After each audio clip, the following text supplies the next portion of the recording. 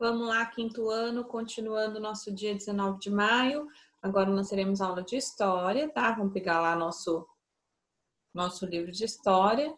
Ah, pro arrumando os cabelinho bagunçado, dá uma olhada. É uma bagunça esse cabelo, gente. Não para mais. Vamos lá. Ignora a bagunça do cabelo da Pro e vamos fazer atividade, tá bom? Página 32 de História, nosso conteúdo de hoje. Vamos falar um pouquinho sobre a República Oligárquica, tá bom? Nome bem difícil aí, oligárquica. O período conhecido como República Oligárquica, como República da Espada. Lembra a República da Espada, que é porque Floriano Peixoto comandava, ele era militar e por isso se chamava República da Espada, que a Pro explicou? Então vamos continuar. Quando Floriano Peixoto deixou a presidência em 1894.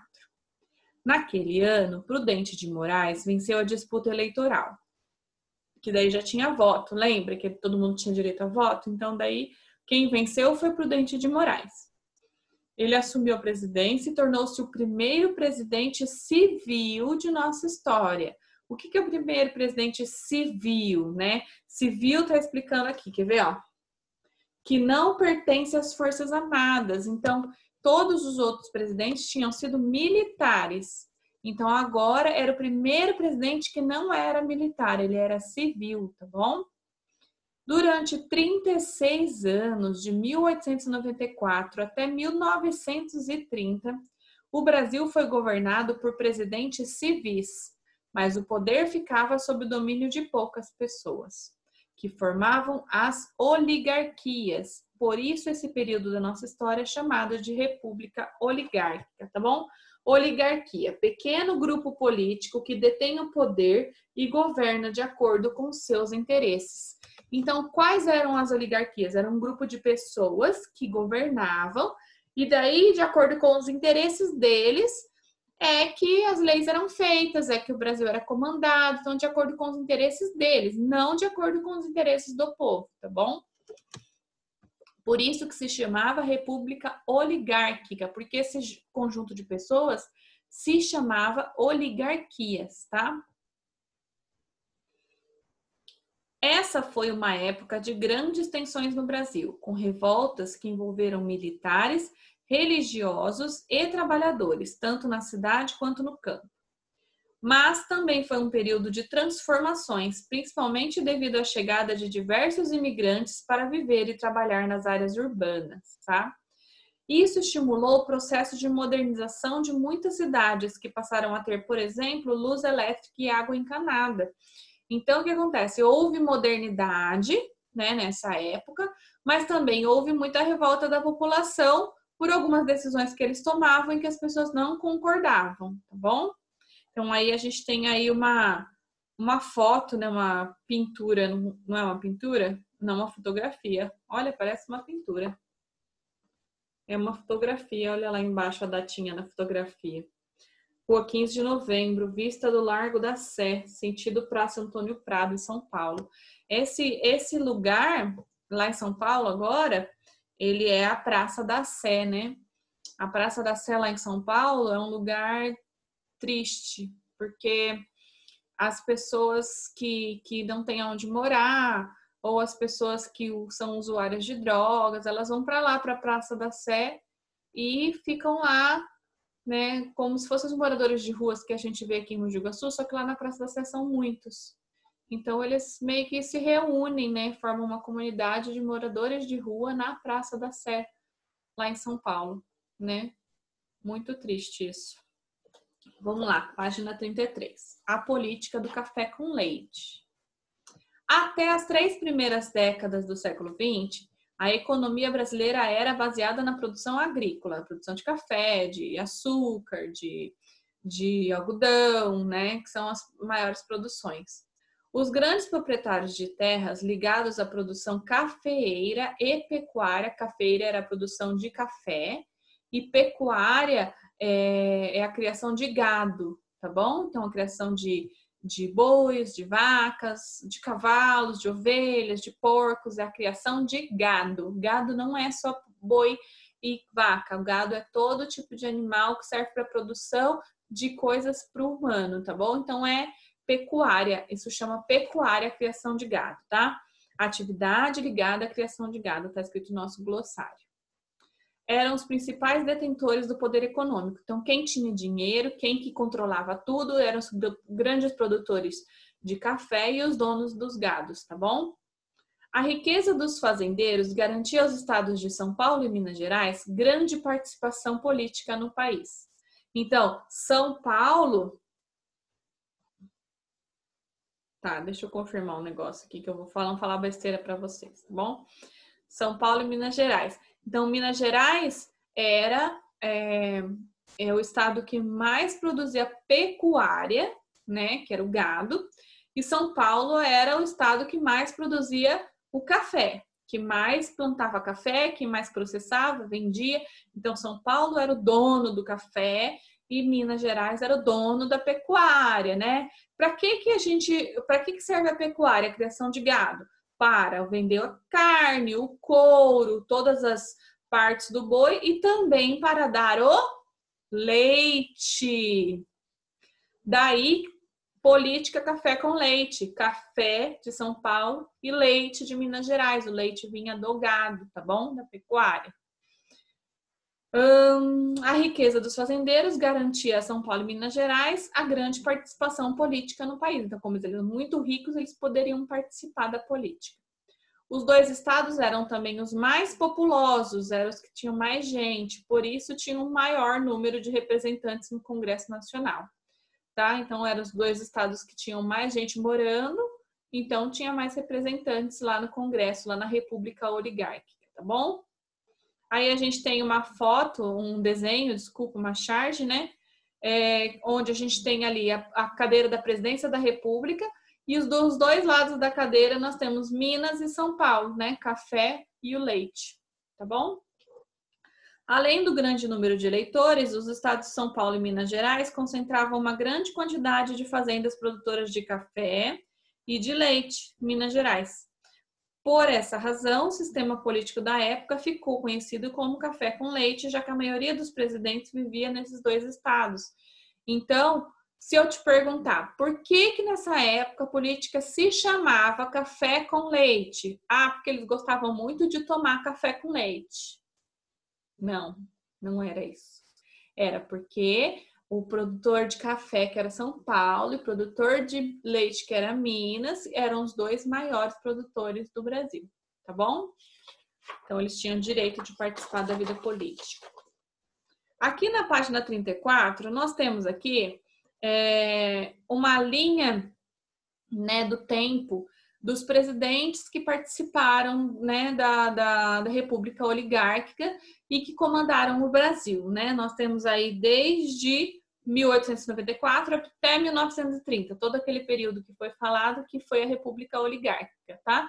Então tem o nome de todos os presidentes e temos o tempo que eles governaram escrito, o ano que eles governaram, tá bom? Né? E de onde eles vinham, né? Porque nós temos aí alguns de São Paulo e alguns de Minas Gerais. Então, vamos conhecer somente, não precisamos decorar, não precisamos saber o nome deles, não precisamos saber o ano, né? Isso é uma coisa desnecessária. Então, a gente só vai conhecer, ok? Tivemos Prudente de Moraes, Campos Sales, Rodrigues Alves, Afonso Pena, Nilo Peçanha, Hermes da Fonseca, Venceslau Braz, Delfim Moreira, Epitácio Pessoa, Arthur Bernardes e Washington Luiz, tá bom? Foram todos os presidentes que passaram pela República Oligárquica todos esses anos de 1894 a 1930, tá bom? Vamos lá. Página 35. Hoje a gente vai até a 36 só. O poder dos coronéis. Os fazendeiros mais ricos, produtores de café ou criadores de gado, eram muito poderosos, eles eram chamados de coronéis, tá bom? Os mais ricos, mais poderosos, com mais cabeças de gado, com mais plantações de café, com mais dominação política, eram os coronéis. Eles eram muito influentes na política dos seus estados e frequentemente ofereciam favores, como empregos, alimentos e roupas à população, né? Eles davam emprego, alimento e roupa para ganhar também o apoio da população, tá? Em troca, pediam que as pessoas votassem em determinados candidatos. Então, assim, eu sou coronel e eu tô te dando aqui uma roupa, uma comida, um emprego, mas em troca você é obrigado a votar na pessoa que eu escolher. Não pode escolher você, a pessoa, você vai votar em quem eu escolher, tá? Então, por isso que eles tinham bastante apoio político. Diversas vezes, os coronéis chegavam a ameaçar quem não atendesse os seus desejos. Como os votos eram declarados publicamente, quer dizer, os votos não eram secretos igual é hoje. A gente vai lá na urna, coloca o número que a gente quer e ninguém fica sabendo. Antes do voto da urna, a gente tinha o voto em papelzinho. A gente escrevia no papelzinho qual candidato que a gente queria também. Ninguém ficava sabendo, colocava dentro da urna. Mas nessa época o voto era público, então eu tinha que falar lá na frente de todo mundo, eu voto no fulano. Então eles tinham como saber se a pessoa estava cumprindo aquilo que prometeu ou não, né? Então eles ameaçavam as pessoas, tá? Como os votos eram declarados publicamente, os coronéis conseguiam saber se as suas exigências eram seguidas ou não. Essa prática ficou conhecida como voto de cabresto, pois fazia referência às amarras usadas para guiar animais, chamadas de cabrestos. Assim, a população eleitora da época era comparada a animais guiados pelos ricos coronéis. Cabresto é aquela corda, aquele suporte que se coloca no cavalo, tá bom? Então, por que eles colocam aquilo no cavalo? Para conseguir, a partir daquilo, controlar o cavalo, né? Eles seguram no cabresto e conseguem controlar qual é o lado que o cavalo vai, para onde o que o cavalo faz. Pelo cabresto, onde a gente segura para andar no cavalo, aquilo ali se chama cabresto. Então, por que essa prática ficou conhecida como voto de cabresto? Porque eles estavam falando que eles estavam colocando controle nas pessoas. E é verdade, eles estavam colocando controle na pessoa. Eles estavam chantageando as pessoas para que elas fizessem aquilo que eles queriam, para que elas votassem na pessoa que eles queriam, para que eles tivessem ainda o poder político, né? Então, isso ficou conhecido como voto de cabresto. Esse é uma coisa importante para a gente lembrar, tá bom? Vamos continuar nas nossas atividades aí. Imagine que você está elaborando o dicionário de história. Então, explique o que significa essas duas coisas. Política do café com leite e explique o que significa voto de cabresto. Como a Pro explicou bem explicadinho, vocês vão conseguir responder sozinhos. Mas se não conseguir responder sozinhos, pode voltar ao meu vídeo e ver qual é a explicação do significado do café com leite e do voto de cabresto, tá bom? Número 2. Você considera a troca de votos por benefícios uma prática correta? Justifique sua resposta. Então, você, meu aluno do 5º ano, você, Júlia, você, Luísa, você, Maria Eduarda, você, João Otávio e você, Marcelo. Você acha certo eles terem comprado os votos, eles terem dado coisas em troca dos votos das pessoas? Ou você acha errado? Se você acha certo, por quê? E se você acha errado, por quê? Tá bom? 3. A charge é um desenho humorístico que muitas vezes apresenta uma crítica a algum aspecto da sociedade.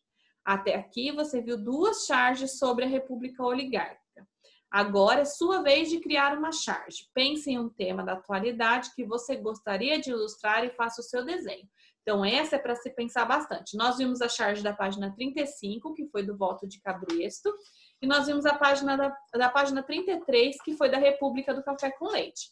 Essas 2 charges foram desenhos que a pessoa fez para demonstrar de forma engraçada, humorística, o que estava acontecendo na época, né? Ou para criticar o que estava acontecendo na época, como o voto de cabresto, né? Porque não é real que colocaram cabresto nas pessoas, não, mas eles falaram como se as pessoas estivessem sendo comandadas igual a um cavalo com cabresto. Então, eles desenharam isso. Então, o que eu quero de vocês agora? Que vocês desenhem aqui para mim uma charge, um desenho humorístico que critique ou que retrate algum momento que a gente está vivendo hoje, tá? Essa charge pode ser utilizada no coronavírus, pode ser utilizada ou em qualquer outra situação cotidiana de hoje, tá bom? Mas o coronavírus é um tema muito importante que pode ser bem trabalhado na charge aí, tá bom? Se não conseguir fazer durante o horário que eu estou disponível, não tem problema. Se precisar da ajuda da mãe, do pai, do vô, da avó de noite, pede para a mãe, me ajuda a pensar numa charge legal, numa coisa divertida para escrever, para fazer aqui.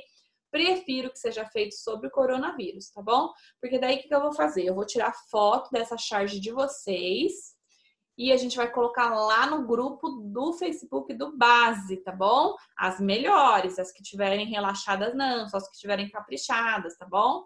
Se tiverem mais bonitas, vão lá pro Facebook do Base, tá bom? Então, bastante esforço, quero ver bem bonitas, não tem problema, pode me mandar até amanhã essa charge, tá bom? Ver se vocês conseguem fazer com calma à noite. Ok? Terminou? Terminou. Vamos para educação física, tá? 3h10 temos aula online de educação física lá no Zoom, que a professora Dani mandou. E até amanhã. Amanhã nós teremos português e geografia. Beijo. Bom descanso.